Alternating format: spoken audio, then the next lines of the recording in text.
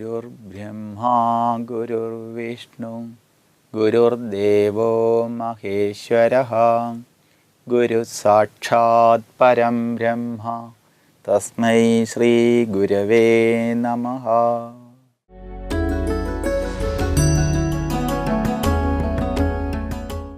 കഴിഞ്ഞ പ്രാവശ്യം ചിന്തിച്ചത് വേദപരിചയത്തിൽ ശ്രീമദ് ഭഗവത്ഗീതയുടെ പങ്ക്.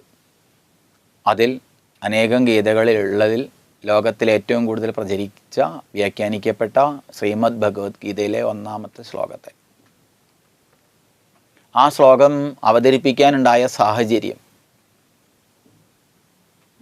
കൗരവസഭയിലേക്ക് ദൂതിന് പോയ കൃഷ്ണനോട് കുന്തിദേവി പറഞ്ഞതൊക്കെയാണെങ്കിലും ഇവിടെ ജന്മന അന്ധനും മമത്വത്താൽ ആന്ധ്യം ബാധിച്ചവനുമായ ധൃതരാഷ്ട്ര രാജാവ്, ഏറ്റവും വലിയ ആന്ധ്യം എന്ന് പറഞ്ഞാൽ കണ്ണ് കാണായിക എന്ന് പറയുന്നത് എൻ്റെകളാകുന്ന കണ്ണ് കാണായികയാണ്. എൻ്റെ ഞാൻ ഞാൻ ഞാൻ മറ്റുള്ളവരെ ആരെയും തിരിഞ്ഞു നോക്കാൻ പറ്റാത്ത, അടുത്തിരിപ്പോരനിയനെ നോക്കാൻ അക്ഷികളില്ലാത്തോർക്ക് അരൂപനീശ്വരൻ അദൃശ്യനായാൽ അതിലെന്താശ്ചര്യം. എത്ര പേര് കഷ്ടപ്പെടുമ്പോഴും എൻ്റെ എൻ്റെ എൻ്റെ ഈ എൻ്റെ എന്നുള്ള സ്വാർത്ഥത ആണ് മനുഷ്യൻ്റെ ഒരു വലിയ പ്രശ്നം. ഈ എൻ്റെ എന്നുള്ളത് എവിടെയുണ്ടോ അതൊക്കെ നശിച്ചു പോകും. വീട്ടിലുണ്ടായാൽ എൻ്റെ, ഭാര്യയും ഭർത്താവും ഞാനും എൻ്റെയും, അത് നിൻ്റെ ഇതെൻ്റെ, അവിടെ അടി കൂടും, യുദ്ധം ഉണ്ടാവും. എവിടെയാണോ ഒരു സമൂഹത്തിൽ അങ്ങനെ ഉണ്ടാവുന്നത് അവിടെയും അടി ഉണ്ടാവും, യുദ്ധം ഉണ്ടാവും. എന്തിനേറെ ഒരു ക്ഷേത്ര കമ്മിറ്റിയിൽ പോലും ഈ ഞങ്ങളും നിങ്ങളും ഉണ്ടായാൽ അവിടെ യുദ്ധമാവും. നമ്മൾ എന്നുള്ള കാഴ്ചപ്പാടിൽ നിന്ന് മാറിപ്പോയാൽ അത് രാജ്യത്തായാലും യുദ്ധം ഉണ്ടാവും, മതങ്ങളായാലും യുദ്ധം ഉണ്ടാവും. എൻ്റെ മതം ശരി, നിൻ്റെത് അത്ര പോരാ. ഇതാണ് ഇന്ന് കാണുന്നതൊക്കെ, ഈ എൻ്റെയും നിൻ്റെയും. ആ എൻ്റെയും നിൻ്റെയും എന്നുള്ള കാഴ്ചപ്പാട് മാറി നമ്മൾ എന്നുള്ളതാവണം. ഈ നമ്മൾ എന്നുള്ള ആ കാഴ്ചപ്പാടിലേക്ക് നമ്മളെ എത്തിക്കുകയാണ് അറിവ് കൊണ്ട് എത്തിക്കണം.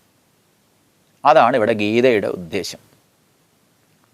ഇവിടെ ധൃതരാഷ്ട്ര മഹാരാജാവും എൻ്റെ എന്നുള്ള കാഴ്ചപ്പാടിലേക്കാണ് വന്നത്. എൻ്റെ ഞാൻ, എൻ്റെ മക്കളല്ലേ. ലോകത്ത് എവിടെ നോക്കിയാലും നമുക്കിത് കാണാൻ സാധിക്കും. എൻ്റെ എൻ്റെ എൻ്റെ എൻ്റെ പാർട്ടി, എൻ്റെ നേതാവ്, എൻ്റെ അണികൾ, എൻ്റെ മതം, എൻ്റെ ഭാര്യ, എൻ്റെ കുട്ടി എന്നൊക്കെ ഒക്കെ വേണം. പക്ഷെ ആ എൻ്റെ എന്നുള്ളത് അമിതമായി പോയി കഴിഞ്ഞാൽ നമുക്ക് പ്രതിപക്ഷ ബഹുമാനമില്ലാതായി പോകും. അതുകൊണ്ടാണ് ഇവിടെ പറഞ്ഞത് ആ എൻ്റെകളുടെ ഒരു മൂർത്തിമത് രൂപം നമുക്ക് കാണാൻ സാധിക്കും ധൃതരാഷ്ട്രരിൽ. ഇതൊരു ആന്ധ്യം ബാധിച്ച സ്ഥിതിയാണ്. സർവ്വ തെറ്റിനും കൂട്ടു നിൽക്കേണ്ടി വന്നു. നമ്മളും അങ്ങനെയൊക്കെ തന്നെയാണ്. കാരണം നമുക്ക് ഒരു ആന്ധ്യം ബാധിച്ചു കഴിഞ്ഞാൽ എൻ്റെ ആളുകൾ ആയതുകൊണ്ട് എന്ത് വഴിവിട്ട പ്രവൃത്തിയും ഞാൻ ചെയ്യും. എൻ്റെ ഇന്ന് കാണുന്നതും അത് തന്നെയാണ്. നമ്മൾ വിട്ടുനിന്ന് വീക്ഷിച്ചാൽ, നിഷ്പക്ഷമായിട്ട് നമ്മളൊന്ന് വീക്ഷിക്കാൻ കഴിഞ്ഞാൽ നമ്മൾ മറ്റുള്ളവരുടെ തെറ്റുകളെക്കാൾ അധികം നമ്മൾ കാണുക അവനവൻ്റെ തെറ്റുകളെയാണ്. മറ്റുള്ളവൻ്റെ കണ്ണിലെ കരട് കാണുന്നവൻ തൻ്റെ കണ്ണിലെ കമ്പ് കാണുന്നില്ല എന്ന് പറയും. നമുക്ക് മറ്റുള്ളവരെ വിലയിരുത്തുന്നതിലേറെ നമുക്ക് വിലയിരുത്താൻ ഏറ്റവും നല്ലത് നമ്മളെ തന്നെയാണ്. നമുക്ക് ഏറ്റവും മനസ്സിലാവും. നമ്മൾ പറയും അയാളെ എനിക്കറിയാം, ഇയാളെ എനിക്കറിയാം, പക്ഷേ എനിക്ക് അറിയുന്ന ഒരേ ആളേ ഉള്ളൂ ലോകത്ത്, അത് ഞാൻ മാത്രമാണ്. ശരിക്കും അറിയുന്ന ഒരാൾ ഞാൻ മാത്രമേ ഉള്ളൂ. നമ്മുടെ ന്യൂനതയും നമ്മുടെ കഴിവും നമ്മൾക്കറിയണം, ബോധവാന്മാരാവണം. അതുകൊണ്ടാണ് ഈ ആത്മകഥകൾ ഒരിക്കലും പൂർണ്ണമല്ല എന്ന് പറയാറുണ്ട്. ആത്മകഥകൾ എഴുതുന്ന ആൾക്കാർ ശ്രദ്ധിക്കേണ്ടതാണ്. എന്തുകൊണ്ടാണ്? അവനവൻ്റെ നല്ല ഭാഗങ്ങളെ എഴുതുള്ളൂ, അവനവൻ്റെ ചീത്ത ഭാഗങ്ങൾ എഴുതില്ല. എല്ലാവർക്കും ഉണ്ടാവും നല്ലതും ചീത്തയും. അപ്പോൾ അവനവൻ്റെ ജീവിതത്തിൽ അവനവൻ ചെയ്തു വെച്ച തെറ്റുകൾ അവനവൻ ചൂണ്ടിക്കാണിക്കില്ല, നല്ലത് മാത്രം എഴുതും. അതുകൊണ്ടാണ് ആത്മകഥ ഒരിക്കലും പൂർണ്ണമല്ല. ഇപ്പം ഇതേപോലെ നമുക്ക് സ്വയം ഒന്ന് മാറി ചിന്തിക്കാൻ കഴിഞ്ഞാൽ ഈ നമ്മൾ എന്നുള്ള കാഴ്ചപ്പാടിലേക്ക് വരാൻ പറ്റും. അതിനാണ് ശാസ്ത്രം, ഗീതോപദേശത്തിൻ്റെ ഉദ്ദേശവും അതാണ്. അതുകൊണ്ടാണ് ആന്ധ്യം ബാധിച്ച ധൃതരാഷ്ട്ര മഹാരാജാവ് അറിയാം തൻ്റെ മക്കൾ ചെയ്യുന്നത് തെറ്റാണെന്നൊക്കെ, എന്നിട്ട് എൻ്റെ മക്കളല്ലേ അവർ പറയുമ്പോൾ ഞാൻ എന്താ ചെയ്യുക? അങ്ങനെ യുദ്ധം ആസന്നമായി. ആ സമയത്ത് വ്യാസഭഗവാൻ പ്രത്യക്ഷമായി ധൃതരാഷ്ട്രരുടെ മുന്നിൽ. അവസാന നിമിഷമാണ്, യുദ്ധം തുടങ്ങേണ്ട അവസാന നിമിഷം. ആ സമയത്ത് വ്യാസൻ വന്നിട്ട് ചോദിക്കുകയാണ്, അല്ലയോ ധൃതരാഷ്ട്ര മഹാരാജാവേ, അങ്ങയ്ക്ക് ഞാൻ ഒരു കണ്ണ് തരാമെന്ന്. ഇന്ന് വരെ കണ്ണ് കാണാത്ത ആ വൃദ്ധനോട് ഒരു കണ്ണ് തരാമെന്ന് പറഞ്ഞപ്പോൾ ധൃതരാഷ്ട്രർ ഒന്ന് സന്തോഷിച്ചെങ്കിലും അടുത്ത നിമിഷം അദ്ദേഹം പറഞ്ഞു, ഇന്ന് വരെ കണ്ണില്ലാതെ ഞാൻ ജീവിച്ചു വ്യാസരെ. ഇനി എൻ്റെ മക്കൾ തമ്മിൽ പൊരുതി മരിക്കുന്നത് കാണാൻ എനിക്ക് ആ കണ്ണ് വേണ്ട. എന്നാൽ കിട്ടിയ ഓഫർ തള്ളിക്കളയാൻ ആ വൃദ്ധന് മനസ്സ് വന്നില്ല. അങ്ങനെ തൻ്റെ മന്ത്രിയായ സഞ്ജയന് ആ കണ്ണ് കൊടുക്കൂ എന്ന് പറയുകയാണ്. അങ്ങനെയാണ് വ്യാസൻ മുന്നോട്ട് വെച്ച ആ ഓഫർ എന്ത് ചെയ്തു, അത് തൻ്റെ മന്ത്രിയായ സഞ്ജയന് കൊടുക്കുകയാണ് ചെയ്യുന്നത്. ആ കണ്ണിൻ്റെ പ്രത്യേകത പറയുന്നുണ്ട് മഹാഭാരതത്തിൽ. 5 യോജന നീളവും 5 യോജന വീതിയുമുള്ള സമന്തപഞ്ചകം എന്ന് പേരുണ്ടായിരുന്ന ആ സ്ഥലത്തെ മുഴുവൻ അതിലുള്ള ആളുകളുടെ മനസ്സിലിരിപ്പ് പോലും മനസ്സിലാക്കാൻ കഴിയുന്നതാണ് ആ കണ്ണ്. ഇന്നും ഹരിയാനയിൽ പോയാൽ നമുക്ക് കാണാൻ സാധിക്കും. വളരെ വിസ്തൃതിയുള്ള 5 യോജന നീളവും 5 യോജന വീതിയുമുള്ള സ്ഥലം. 5 യോജന എന്ന് പറഞ്ഞാൽ ഒരു 64 കിലോമീറ്റർ വരും. 64 കിലോമീറ്റർ നീളവും 64 കിലോമീറ്റർ വീതിയുമുള്ള സ്ഥലമാണ് ഈ സമന്തപഞ്ചകം എന്ന് പേരുണ്ടായിരുന്ന കുരുക്ഷേത്ര ഭൂമി. അനേകം രാജാക്കന്മാർ, കുരുവംശജരായ രാജാക്കന്മാർ ധർമ്മം വിളയിപ്പിച്ച സ്ഥലമായതുകൊണ്ടാണ് അതിന് ധർമ്മക്ഷേത്രമായ കുരുക്ഷേത്രം എന്ന് പേര് വന്നത്.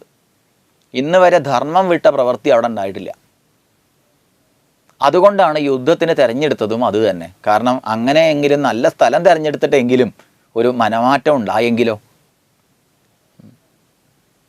ധർമ്മക്ഷേത്രമായ കുരുക്ഷേത്രം പിതൃയജ്ഞങ്ങൾക്ക് പേര് കേട്ട സ്ഥലമാണ്. അന്നും ഇന്നും യജ്ഞത്തിന് പേര് കേട്ട സ്ഥലമാണ്.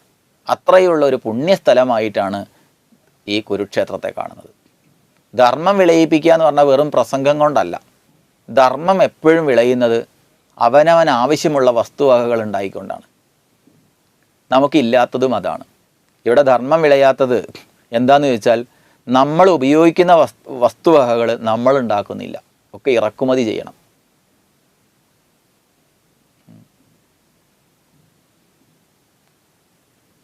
അതുകൊണ്ട് എന്തായി തീരും, മറ്റു രാജ്യങ്ങളെ അപേക്ഷിച്ചുകൊണ്ടേ നമുക്ക് ജീവിക്കാൻ പറ്റൂ.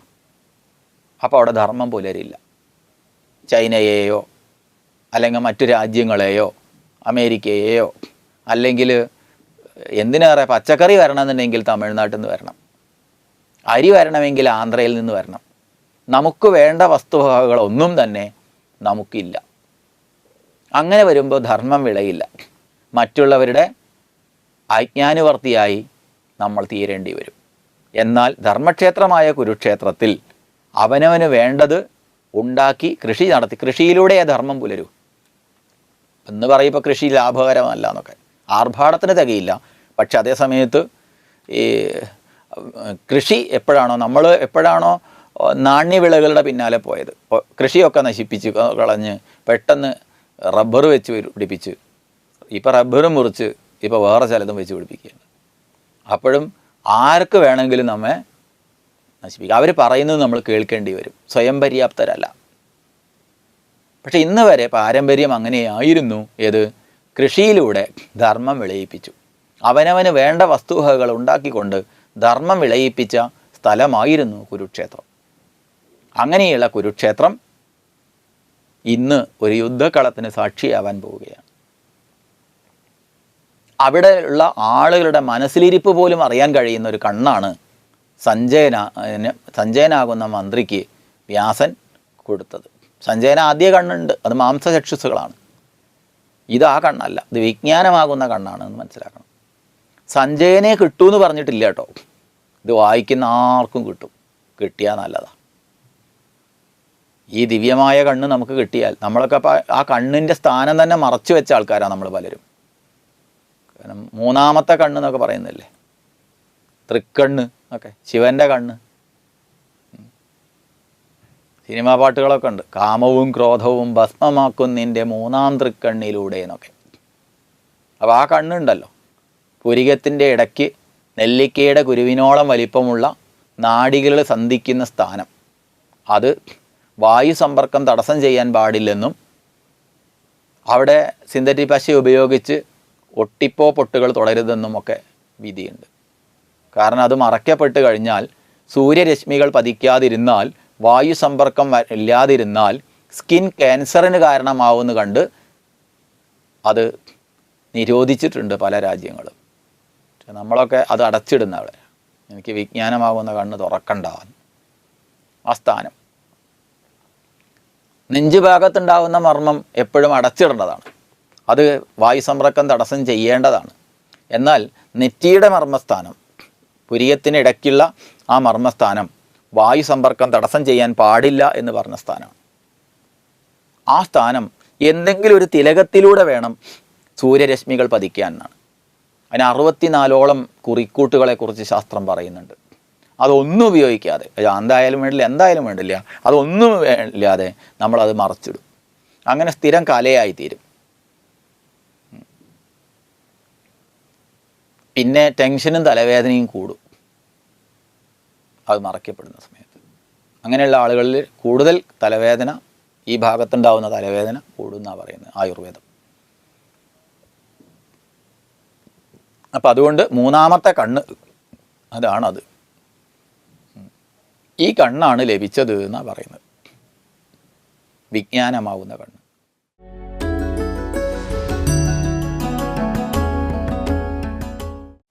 ഏതായാലും ആ കണ്ണ് കിട്ടി സഞ്ജയൻ. അപ്പോൾ ഒരു കണ്ടീഷനുണ്ട്. എന്താ അത്? ഈ 64 കിലോമീറ്റർ നീളവും വീതിയുമുള്ള സമന്തപഞ്ചകം എന്ന സ്ഥലത്ത്, അഥവാ ധർമ്മക്ഷേത്രമായ കുരുക്ഷേത്രത്തിൽ നടക്കുന്ന ഓരോ കാര്യങ്ങളും യഥാസമയം ഈ ധൃതരാഷ്ട്ര രാജാവിനെ അറിയിക്കണം എന്നൊരു കണ്ടീഷൻ വെച്ചിട്ടുണ്ട്. അങ്ങനെ യുദ്ധം ആരംഭിച്ചു. യുദ്ധം ആരംഭിച്ച് 10 ദിവസം വരെ ആരും ജയിക്കുന്നുമില്ല, ഒട്ട് പരാജയപ്പെടുന്നുമില്ല. ജയാപരാജയങ്ങൾ രണ്ട് പക്ഷത്തുമില്ല. 18 ദിവസമാണ് മഹാഭാരത യുദ്ധം നടന്നത്.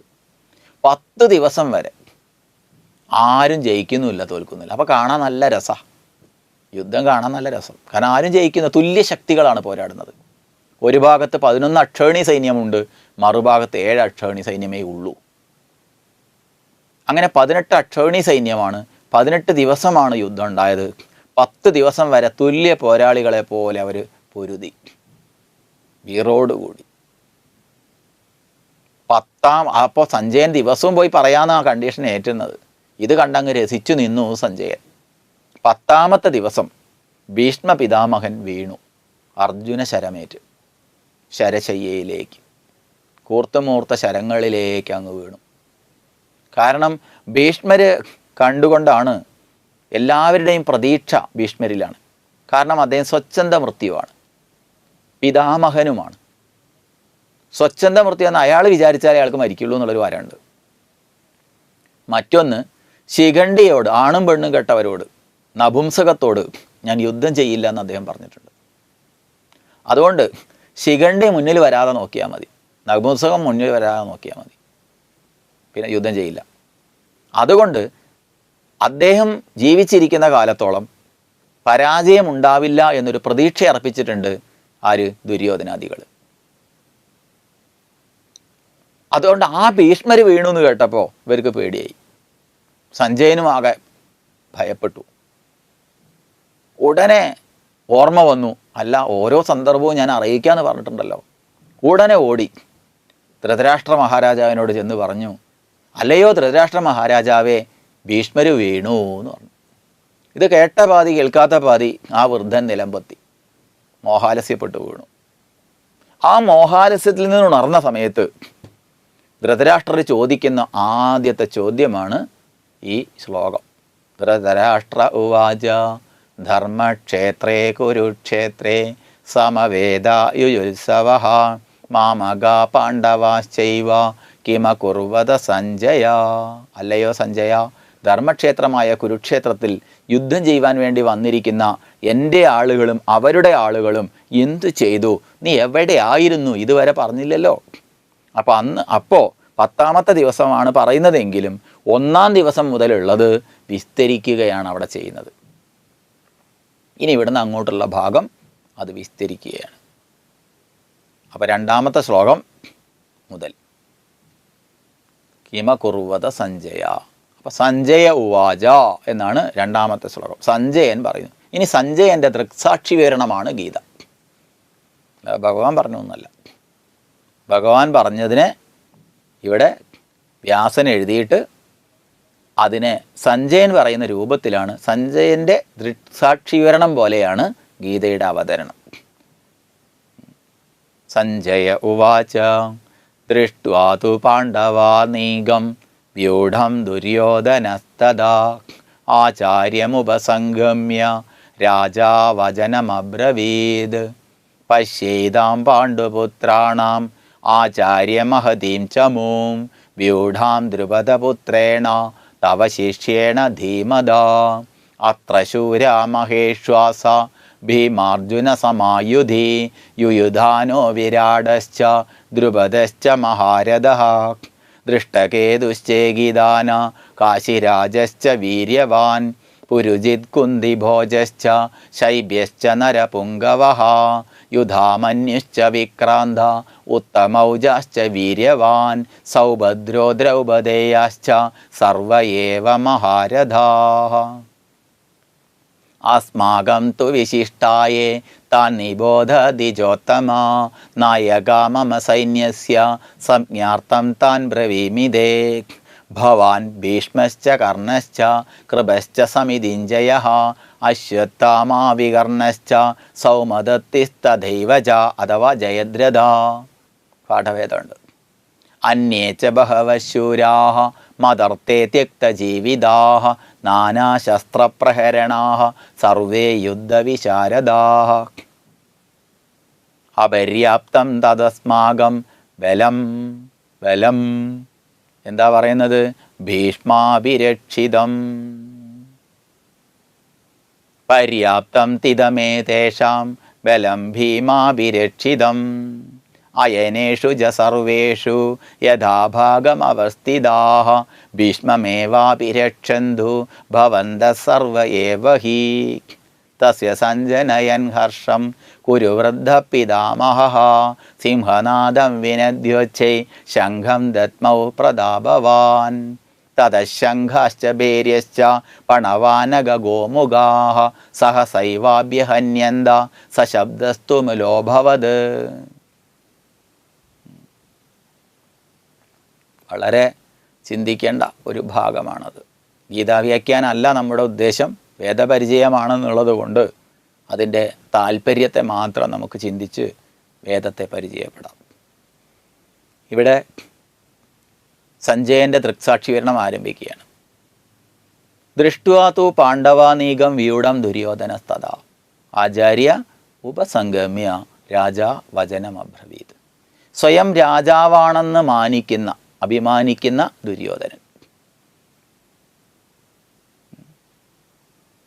തൻ്റെ സേനയിൽ ഒരംഗമായിരിക്കുന്ന ദ്രോണാചാര്യരെ സമീപിക്കുന്നു. ഈ കാഴ്ച അങ്ങനെ കാണുകയാണ്. ദൃഷ്ട്വാ നോക്കിക്കണ്ടിട്ട് പാണ്ഡവാനീകം പാണ്ഡവന്മാരുടെ സൈന്യത്തെ വ്യൂഢം ദുര്യോധനസ്തദ വ്യൂഹമാക്കി നിർത്തപ്പെട്ട പാണ്ഡവ സൈന്യത്തെ നോക്കിക്കണ്ട ദുര്യോധനൻ എന്തു ചെയ്തു? തൻ്റെ സേനയിലെ ഒരംഗമായ തൻ്റെ ആചാര്യനായ ദ്രോണാചാര്യരെ സമീപിച്ചു. ദ്രോണാചാര്യരെ സമീപിച്ചിട്ട് പറയുന്ന വാക്കുകളാണ് അവിടെ പറയുന്നത്. എന്താ പറയുന്നത്? തവ ശിഷ്യേണ ധീമത. തവ അങ്ങയുടെ ശിഷ്യനും ധീമാനുമായ ആ ദ്രുപദപുത്രനെ കണ്ടുവോന്ന്. പാണ്ഡവ സൈന്യത്തിൽ വ്യൂഹമാക്കി നിർത്തപ്പെട്ട പാണ്ഡവ സൈന്യത്തിൽ അതിനെ നയിക്കുന്ന ദ്രുപദപുത്രനെ, ദ്രുപദപുത്രൻ എന്ന് പറഞ്ഞാൽ ദ്രുപദൻ എന്ന് പറയുമ്പോൾ മരം കൊടിയടയാളമായവൻ എന്നാണ് അർത്ഥം ദ്രുപദൻ. ഈ ദ്രുപദനൊരു ചരിത്രമുണ്ട്. ദ്രുപദൻ തനിക്ക് ദ്രോണാചാര്യരെ കൊല്ലുന്നൊരു പുത്രൻ ഉണ്ടാവണമെന്ന് പ്രാർത്ഥിച്ച ആളാണ്. അതിനുവേണ്ടി യജ്ഞങ്ങൾ ചെയ്ത ആളാണ്. അങ്ങനെ ജനിച്ച പുത്രനാണ് ദൃഷ്ടദ്യുമ്നൻ. അപ്പോൾ ദ്രുപദപുത്രനാന്ന് എടുത്തു കാണിച്ചത് തൻ്റെ ദ്രോണാചാര്യരെ കൊല്ലാൻ വേണ്ടി ഒരു പുത്രൻ എനിക്ക് ഉണ്ടാവണമെന്ന പ്രാർത്ഥനയുടെ ഫലമായിട്ട് ഉണ്ടായ ദൃഷ്ടദ്യുമ്നൻ എന്ന് പറയാതെ ദ്രുപദപുത്രൻ ഓർമ്മിപ്പിക്കുകയാണ് ചെയ്യുന്നത്. ആരുടെ അടുത്തായി പോയി പറയുന്നത്? ദ്രോണാചാര്യരുടെ അടുത്ത് പോയിട്ട് പറയുകയാണ്, ദുര്യോധനൻ പറയുകയാണ്, തവ ശിഷ്യേണ ധീമത ദ്രുപദപുത്രേണ, ദ്രുപദൻ്റെ പുത്രനും. ദ്രുപദൻ്റെ പുത്രൻ എന്ന് പറഞ്ഞാൽ ഓർമ്മ വന്നുണ്ടാവും. കാരണം ദ്രോണാചാര്യരെ കൊല്ലാൻ വേണ്ടി ഒരു പുത്രൻ എനിക്ക് ജനിക്കണം എന്നുള്ള ആ ബോധത്തെ ദ്രോണാചാര്യർക്ക് ഒരു കുത്തു കൊടുക്കുക എന്നുള്ള ഉദ്ദേശം ഓർമ്മിപ്പിക്കുകയാണ്. എന്നിട്ടും അങ്ങ് ശിഷ്യനായിട്ട് സ്വീകരിച്ചു. അതെ, കിട്ടിയില്ലയോ ദക്ഷിണ വേണ്ടുവോളം. തന്നെ കൊല്ലാനുള്ളൊരു പുത്രനാണെന്ന് അങ്ങക്ക് അറിയാം. എന്നിട്ടും ആയുധവിദ്യ പഠിക്കാൻ വേണ്ടി വന്നപ്പോൾ ശിഷ്യനായിട്ട് സ്വീകരിച്ചു. അതുകൊണ്ട് ഇനി കിട്ടുന്നത് വാങ്ങിക്കോ എന്നൊരു വെപ്പ്. പോരാ, ബുദ്ധിയില്ലാത്ത ആളായിരുന്നുണ്ടെങ്കിൽ അയാൾ പേടിക്കേണ്ടെന്ന് വിചാരിക്കാം. ധീമതി, ബുദ്ധിമാനുമാണ് അവൻ. ബുദ്ധിമാനാണ്, അങ്ങയുടെ ശിഷ്യനാണ്, ദ്രുപദൻ്റെ പുത്രനുമാണ്. അങ്ങനെയുള്ള ആളിതാ അങ്ങയുടെ നേർക്ക് തിരിഞ്ഞിരിക്കുന്നു എന്ന് ഓർമ്മപ്പെടുത്തി. എന്താ വേണ്ടത് വെച്ചാൽ ചെയ്തോളൂ. അപ്പം ദ്രോണാചാര്യർ ഒരു വിശ്വാസമില്ലായ്മയായിട്ടാണ് ദുര്യോധനൻ കാണുന്നത്. പിന്നെ പറയാണ്, ഒരുപാട് ആളുകൾ അങ്ങയെപ്പോലെ ഉണ്ട്, പക്ഷേ അങ്ങയ്ക്ക് ചോറ് ഇവിടെയാണെങ്കിലും കൂറ അവിടെയാണെന്ന് എനിക്ക് തോന്നുന്നുണ്ട് എന്നുള്ളൊരു ധ്വനി അതിലുണ്ട്. കാരണം ഇതൊക്കെ അറിഞ്ഞിട്ടും അങ്ങ് വിദ്യ പറഞ്ഞു കൊടുത്തല്ലോ. അപ്പോൾ യാതൊരു സംശയവുമില്ല, ദുര്യോധനൻ്റെ പക്ഷത്തൊന്നുമല്ല, അങ്ങയെ ഞാൻ വിശ്വസിക്കുന്നില്ല. ആചാര്യനൊക്കെ സംഗതി ശരി തന്നെ, ഗുരുനാഥനൊക്കെ ശരി, പക്ഷെ എൻ്റെ സേനയിലൊരു അംഗം മാത്രമാണ്. അതുകൊണ്ട് തന്നെ പിന്നെ പറയുന്നുണ്ട്, സേനയിലെ അംഗങ്ങളെ പറയുന്ന പേരിൽ പറയുമ്പോൾ അങ്ങനെ ഗുരുനാഥനാണെന്നല്ല പറയുന്നത്, മറിച്ച് ഭവാൻ ഭീഷ്മശ്ച കർണശ്ച കൃപശ്ച സമിതിഞ്ജയ അശ്വത്ഥാമ വികർണശ്ച സൗമദത്യർ ജയദ്രഥ എന്നാണ് പറയുന്നത്. എൻ്റെ സേനയിലെ ഒരു അംഗം മാത്രമാണ്, അങ്ങ് ആചാര്യനായിട്ട് ഞെളിയൊന്നും വേണ്ട, പറഞ്ഞു കേട്ടാൽ മതി.